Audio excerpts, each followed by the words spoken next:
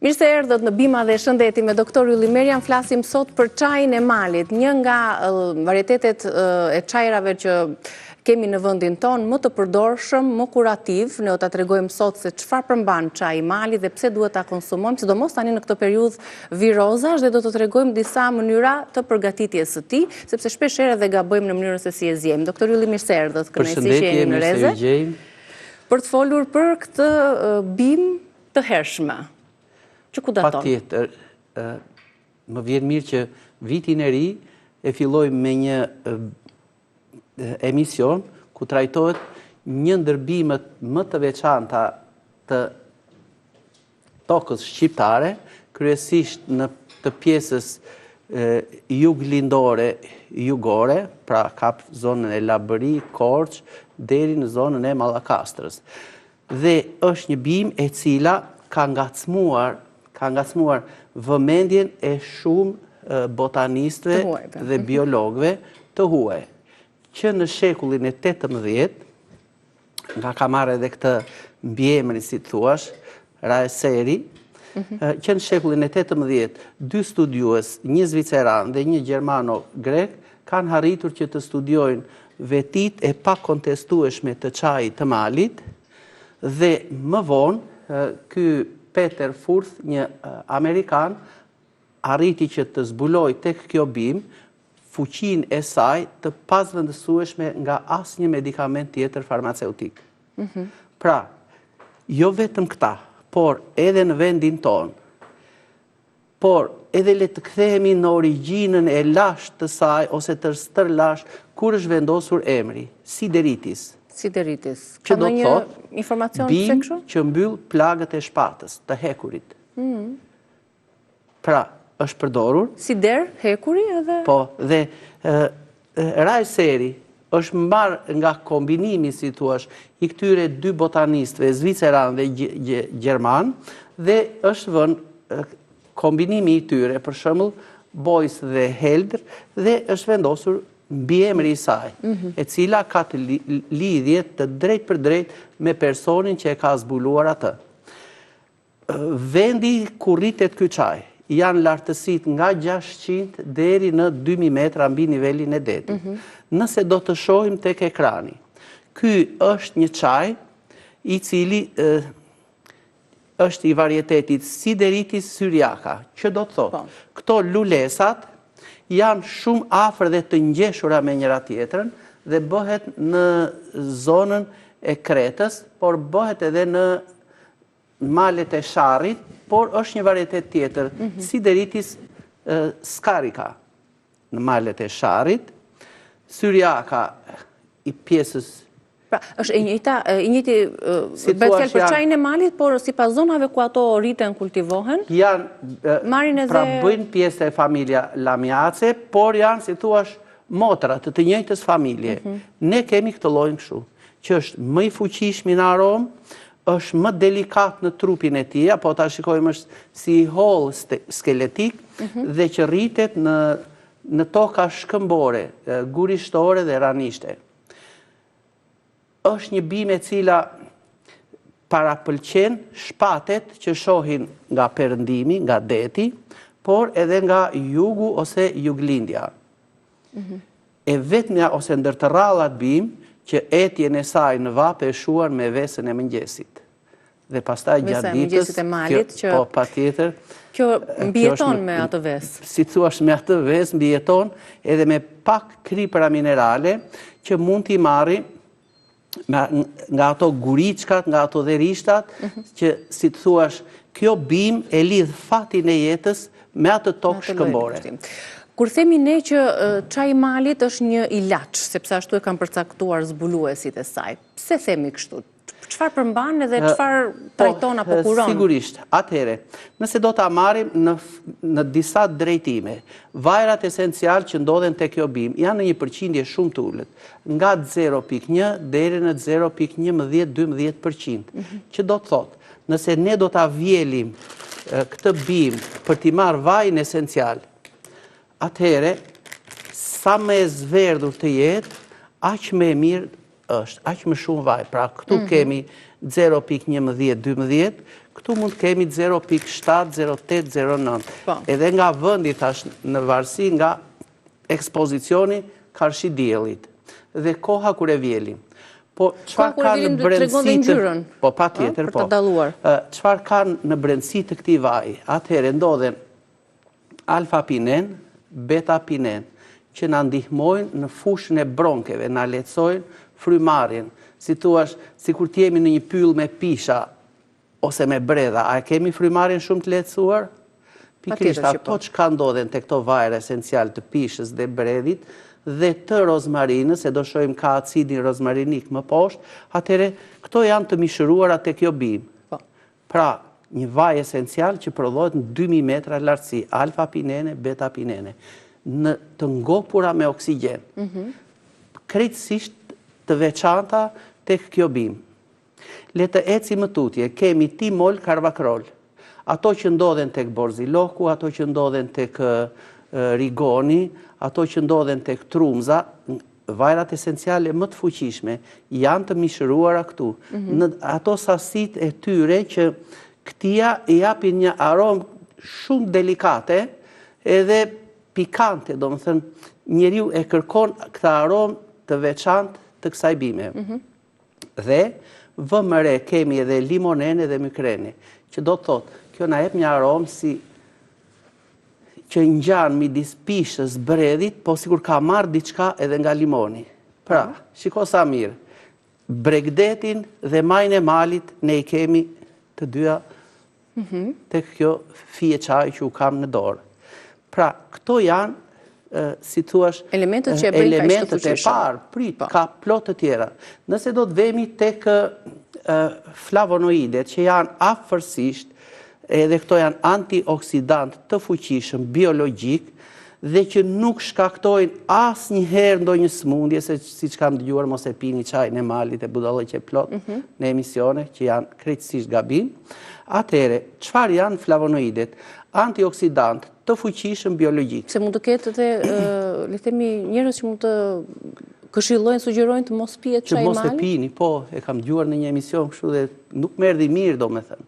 Nuk mund ta shajmë një bim që populli jonë, është një nga çajrat më të vjetër dhe më të përdorshëm. Ballkanas, le të themi, të gjithë e kanë pëlqyer, e kanë provuar, do e lëm pëlqimin.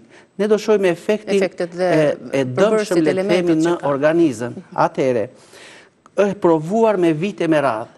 Nëse një bim mund të provohet, po e quajmë 5, 10 dhe nuk bën mirë, atëherë ajo hiqet nga përdorimi.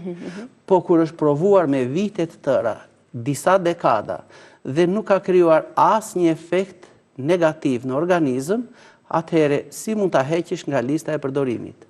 Edhe kur kjo është hequr nga lista e vjeljes, mos e vilni se është një bim e rrezikuar të zhduket, po jo mos e vilni dhe mos e përdorni. Të zhduket, po edhe kultivohet ndërkohë. Ka filluar që edhe kultivohet, po patjetër. Ka ndryshime, doktor, në këto vlera, para se mos e ndërpresim atë listën e vlerave dhe elementeve. Ka ndryshime mes një çaji mali të rritur natyrshëm në mal dhe një çaj të kultivuar te këto vlera? Sigurisht që ka. Pra mund të themi që, shiko, nga çaji i malit me çajin e kultivuar, jemi te ky i kultivuari, minimalisht 70% e vlerave ruhen, jo 100% po për shkak të nevojave të tregut ka fermerë që e kultivojnë. Ka fermerë që e kultivojnë, zonat mirë janë 700-600 metra, 800 metra mbi nivelin e detit, ose ku shkuam bashkë neve në atë plajnë që ishte vilishti, devoll, që ishte 1600 metra mbi nivelin e detit. A ishtë një çaj i mrekullueshëm në vlerat e tij kurative. Në mundëson regjia, nga videot tona të vjetra, të cilat i kemi realizuar 2-3 vite më parë, me doktor Yllin kemi qenë në mal, sa metra ishim mbi nivelin e detit? Ja, këto janë pamjet, kemi qenë në majt malit. Para 2 vitesh, ku kemi mbledhur çajin. Ja, ky është çaj mali. Kemi qenë në Korrik, ku është dhe koha e vjeljes. A mund të shahet ky ishte i mrekullueshëm. Ishte një aromë fantastike aty. Këta aromë të këtij çaji, pra me ato lulet, po t'i shikojmë si ngjyrë floriri të lehtë, të zbetë dhe i bukur, ku në vap, nuk e di nëse ne na bënte sikur përhumbisnim edhe neve në atë. Nuk e ndjenim fare atë diellin që as diell ndjenim, asgjë, as lodhje, absolutisht asgjë. Shiko, për pak minuta ne mblodhëm këtë çajin e malit këtu dhe ky është rajseri, pra sideritis rajseri.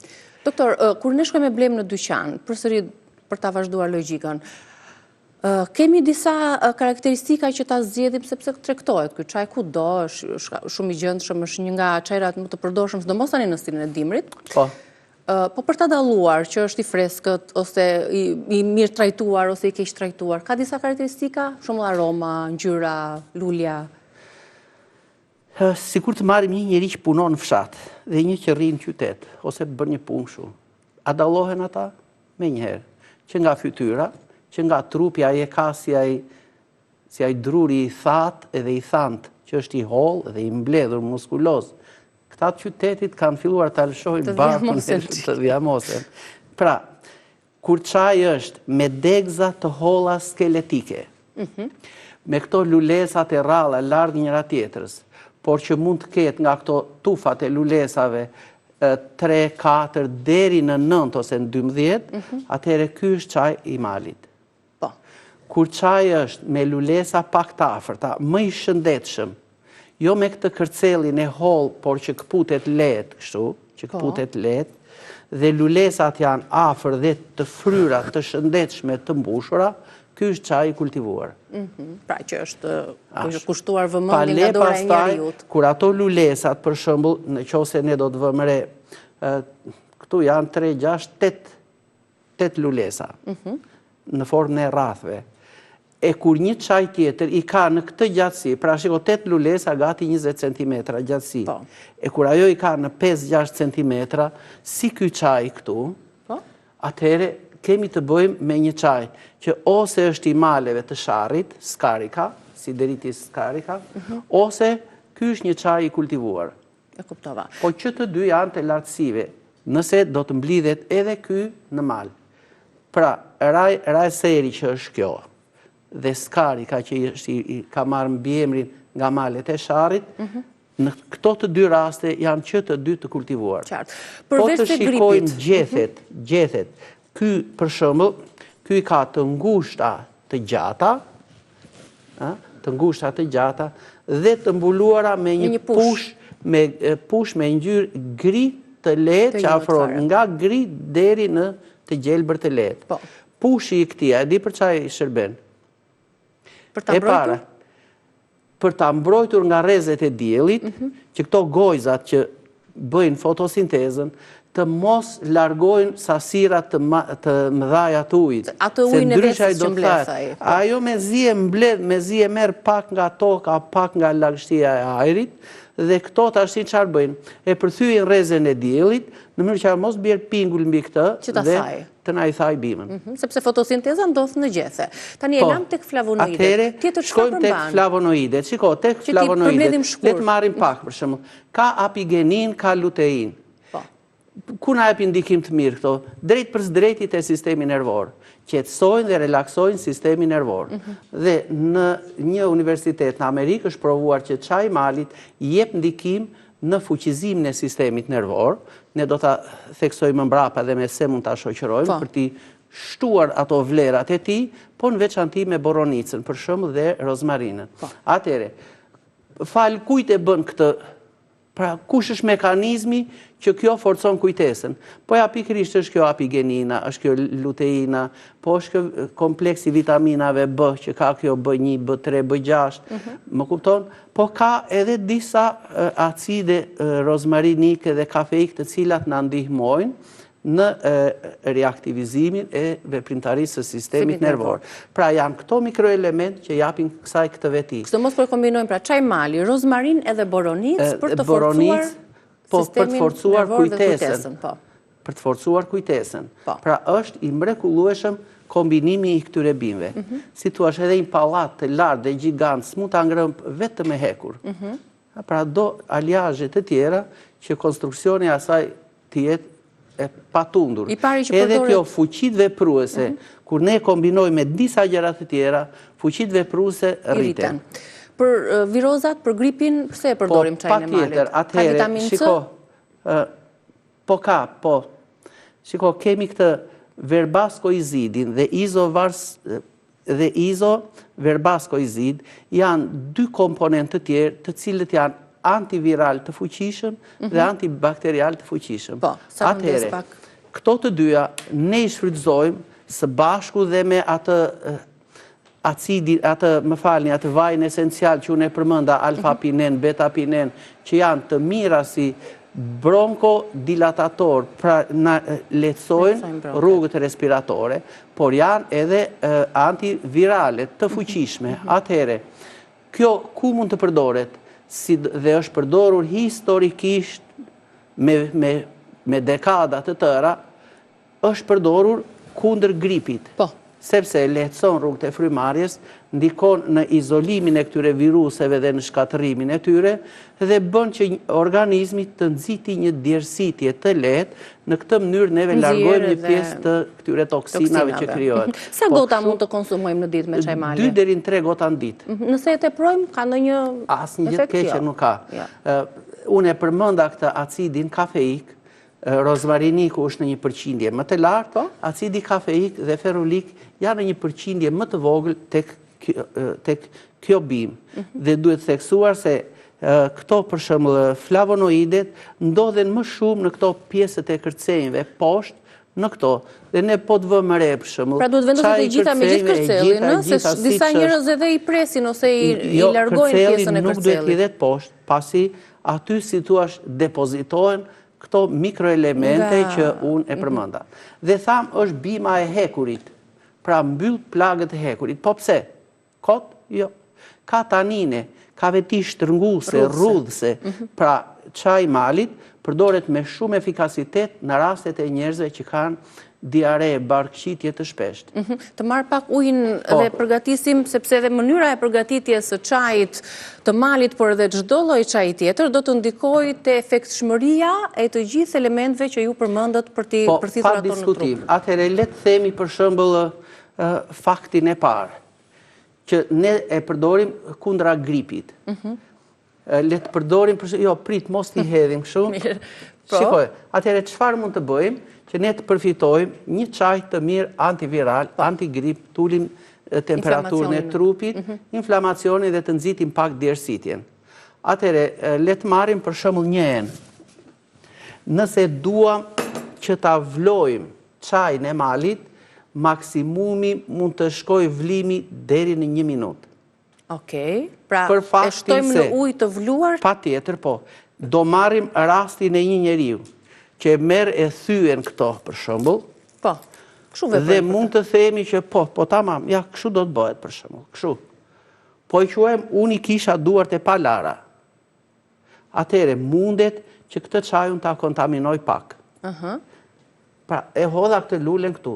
Do të them si mund të veprojë një njeri i zakonshëm, i rëndomt. Do të hedhim një lugë gjelle të lules së shtogut. Në rastin ton, pra një lugë gjelle mund të themi që nëse do të bëjmë një çaj familjar afërsisht për 2 litra çaj.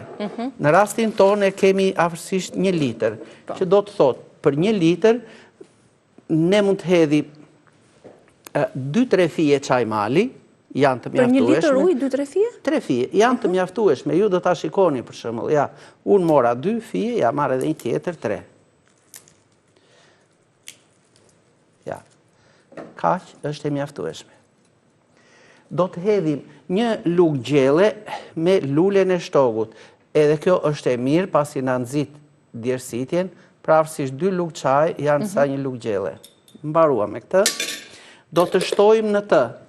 Nëse duam që çaji të ketë atë aromën e këndshme të çajit të malit, por që të mos ketë ngjyrime të hidhura, atëherë për shembull, mund të shtojmë 2 deri në 3 gjethe dafine. Edhe këto mund t'i thërmojmë pak dhe t'i hedhim këtu. Pra kemi hedhur çaj mali, lule shtogu, 2 gjethe dafine, 2 deri në 3.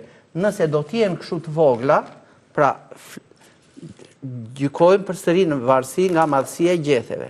Si kjo mund të hedhim 2, po si kjo mund të hedhim 4, dhe nuk prishim punë fare.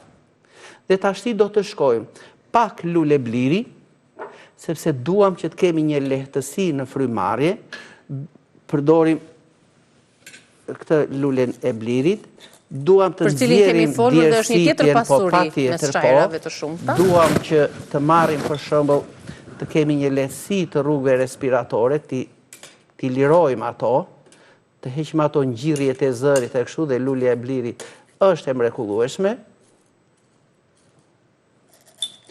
Dhe këto bim neve i marrim dhe i përvëllojmë me ujin e nxehtë. Pra pas i kemi shtuar të gjitha bimët të përzira bashk, shtojmë ujin e nxehtë të sapovluar. E do ta mbush plot që të arri në maksimum që të qëndrojnë në ujë të vluar, dhe nëse do jetë ky çajniku mbi sopë, do t'i lëm 1 minutë, doktor? Po 1 minutë, po nuk ka rëndësi. Edhe kjo përvlesa është e mrekullueshme. Pra, shiko, filluan ato mikroelementet, le të themi, flavonoidet, fenolet, polifenolet janë ndër të parat që kalojnë tek uji. Sa këto vajrat esenciale duan pak kohë. Prandaj kjo lihet afërsisht 15 minuta.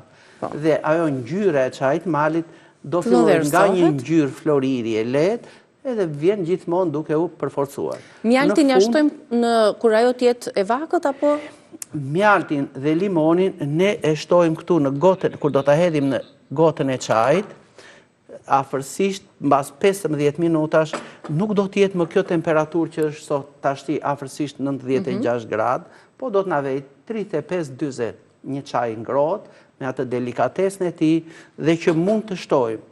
Nëse kemi koll të rënd e kështu me radhë, mund të shtojmë mjaltin e gështenjës. Nëse duam që t'ju japim edhe fëmijëve, përsëri mjalti i gështenjës është shumë i pranueshëm. Në mungesë të këtij, mjaltin shumë lulësh.